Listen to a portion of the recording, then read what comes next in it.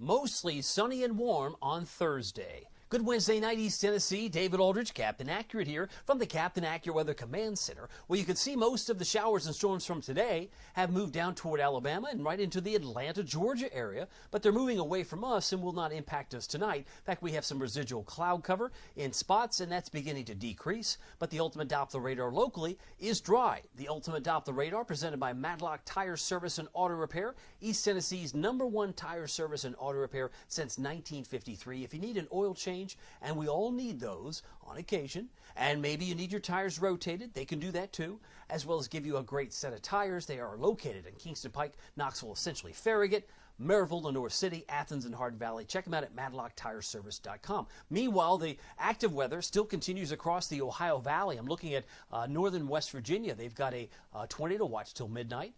Western sections of Pennsylvania till midnight tonight. So some damaging wind, no doubt, will continue as they've got some active weather there. Meanwhile, some thunderstorms across parts of central Texas and along the Mexico-Texas border. Still, some of the thicker clouds in blue are over the mountains of western North Carolina, and now into parts of maybe Bell County. Look, at still blue clouds. It will appear around Middlesboro and Jonesville and Oneida, but those two will decrease. As far as the rain, you can see it down toward Atlanta and stretching into South Carolina. Meanwhile, if we track the rainfall this year, just in 2024, we've had a pretty good year so far after coming out of a very intense drought, as it were, last fall. Because we all remember September, October were very dry here. January made up some lost ground, 6¼ inches of rain roughly. That was well above average. The average is in green. We actually received 4¼ I should say, in February, which is close to average. But we had over 5 inches of rain in March, which was above average. And so far, we're right on par at 2.69. We're near normal here on the 17th of April, so we'll keep an eye on that. But the average for the month of April is 4.71. Those are yearly averages based on a 30-year normal. But the precision, the deficit is obviously noticeable in light blue in the Southern Valley. I'm looking at Etowah, looking around Madisonville. Those are the areas that could use another inch or so, and that actually corresponds with last Thursday's drought monitor, which I'll show you here coming up next. But that just gives you an idea of where the dryness has been. Some of those areas in yellow, which suggest abnormally dry. It's not been bad everywhere, but as of the analysis from last week, which comes in weekly on Thursday mornings, it was dry in places like Spring City and Riceville and back towards maybe parts of Cleveland, Tennessee, and south of Etowah. Those have been some of the dry spots across our region, and has been exceedingly dry in reds in parts of Texas and especially southern New Mexico and parts of Iowa, where they could really use some rain. High temperature today did get up to 73. I was expecting 75. We hit 73. The normal high 72. And we picked up 0.03 of an inch of rain. Not all that bad. Not all that bad, things considered. In fact, I believe I have, I will do a little audible here, I believe I have at my disposal the amount of rainfall that we had. Let me see if I can pull that up. Here it is.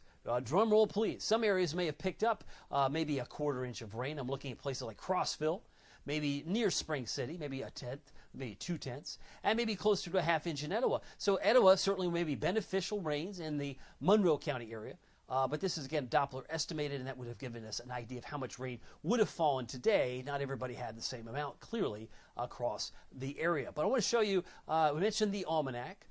We hit, as I mentioned, 0.03 inches of rain. That was at 300, so that's not a big deal. But the sun now goes down. It's 8:12. Comes up at 7 o'clock now. So as you start in the morning, we may have some fog to greet you on your Thursday morning. High temperature hit 75 in La Follette. There was a 75 in Greenville, Pigeon Forge, and Sevierville, while it was 74 today in Tellico Plains. So you look around the state, they were a little bit warmer. I'd say in Jackson, Tennessee, they were at 83. And they were 82 in Memphis, so that's where I think we'll be tomorrow. We'll be about 83, so we could just cut and paste. Our friends in Jackson, Tennessee, their temperature should be headed here tomorrow. Will be about 10 degrees warmer on Thursday afternoon. So my headlines look like this. Warm sunshine tomorrow on Thursday. Showers and storms return on Friday. And then we got hazy sun and clouds on Saturday, maybe a spot of drizzle, but I think predominantly it's dry on Saturday before we bring in more rain on, say, Sunday. But here's the future rainfall. I like to show this because it gives you some variability in some of the numbers as suggested through the 5 p.m. time frame. So Friday alone may pick up 1/2 inch of rain. I think that's reasonable. That's consistent with the data that I look at, a whole host of things, but there could be some higher, locally higher amounts. And this model wants to put over 1 inch in Greenville, Morristown, and Middlesboro. So some of us may get closer to an inch, while I think by and large most of us get closer to a half inch. Storm Prediction Center highlighting some hot spots in terms of colors tomorrow. This would include Thursday and Thursday night. So I want to focus in on that key ingredient. Tomorrow should be mostly sunny, but late Thursday night and into the wee hours of Friday, because these outlooks go until 8 o'clock the next day. So technically you're looking at Thursday night here.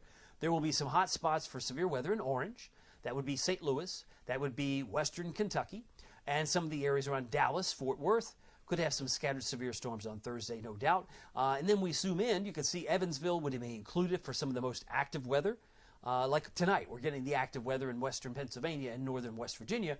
Well, here it will be shifting most likely in southern Illinois during the day tomorrow. But for us, this will be coming into the plateau and perhaps Knoxville before 8 o'clock Friday morning. So keep in mind, it may seem like a paradox. Like, how can you say it's mostly sunny, but you got us under a severe risk? This does include Thursday night late. So that's when I think this will have an impact on us. By the time Friday's sun comes up, most of the severe weather, albeit isolated in dark green, will be to the south and east. It will affect Atlanta, Charlotte, Raleigh, and Fayetteville, North Carolina. We may still have some thunderstorms on Friday, but it should not reach severe limits. So here's another way to look at this with the future cast. The timing of this, as it drapes across the area, should give us a beautiful start tomorrow, but with very little wind. Some fog may greet you tomorrow. And then we head into midday. The sun's popping out, nice and warm.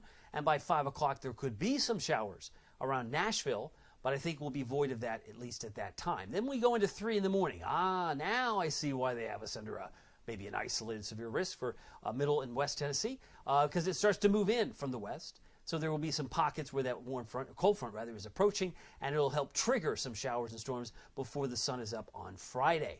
And then as that low suddenly appears and moves away, it drags its heels. So we've got kind of a mostly cloudy Friday with some intervals of sun, but lots of showers and storms, about an 80% chance. Saturday, I think the timing is all off here. I think this will be further south of Birmingham, so I don't think the rain comes back until Sunday, and there'll be another impulse to bring it back into town. Let me show you the future visibility. These may correspond with where the fog is most dense, and that would put it in the Southern Valley, would put it into Crossville, Wartburg, and La Follette. So if you're up early and you do know that you slow down when fog is present, you might want to give yourself 10 or 15 minutes extra to get out the door. May not be as bad in Morristown, but it could correspond with where the rain was most common today, and that's where we saw, a quarter inch around Crossville and Etowah, so there could be more foggy spots, let's say, come tomorrow morning in those rain-prone areas that we got today. So it could correspond almost perfectly. Tonight, looking for a low of 58. Wouldn't be surprised if temperatures rise after midnight, but clouds decrease, patches of fog, winds about 5 to 10. Looking to tonight, 58 for Knoxville, 56 for Kingston, and a low temperature tonight in Cosby, Parrotsville, Newport at 55 degrees, Morristown 56 for a low temperature for you. Thursday, 83. It's a nice warm day, mostly sunny after some early morning fog that would be patchy at best. 84 for Oneida, Scott County, and if you're in Tellico Plains, 86, nice and toasty, very warm indeed. Kingston, 83, looking for a high in Crossville, also pretty warm. At 82 degrees, our friends in Campbell County, La Follette, 85. So here's your Captain Accurate Weather Authority forecast for Knoxville, East Tennessee. It won't stay that way forever. As we do know, it gets cooler this weekend. A high around 70 if we're lucky. On Saturday, with hazy sunny clouds, and the cool rain pattern comes back, most of us outside of Knox County will be in the mid to upper 50s. Ooh, boo. Yeah, I know you probably have to. But at least in the urban areas around Knoxville, we could nudge 60 or 61.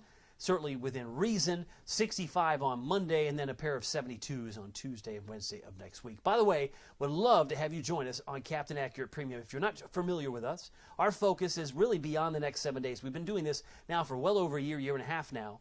And one of the cool things we like to focus is the weather that goes beyond the 7 days. We can show you a 7-day forecast, but sometimes it's nice to have some pattern recognition, look at trends. Sure, some of the forecasts that we got to put out there, or some of the data, is speculative. But if we can hone in on some pattern recognizing or pattern recognition, some trends, They think it can go a long way to help you plan, especially if you're a farmer, a gardener, a landscaper, or just a weather enthusiast. Our focus, again, beyond the next 7 days is our premium side. You're also the first to see every forecast. That's got a lot of benefit. Plus, you get more Facebook Lives, which I do on my weekends with my premium members. They get to see a Facebook Live or two whenever it's needed and the weather's warranted. But they do get more information and they get fewer ads. So if you'd love to join us, it's just 16 cents a day. It is just $4.99 a month. You can cancel anytime. Would love to have you join us. By the way, what is free is the Captain Accurate Weather app. Oh, yes, that has not changed. Pete Michaels Traffic, it's free. Simply download the Captain Accurate Weather app by going to the App Store, Google Play. It also works great on your iPhone as well. iPad, I should say. It certainly would work on your iPhone, but your iPad might be a great place for it as well.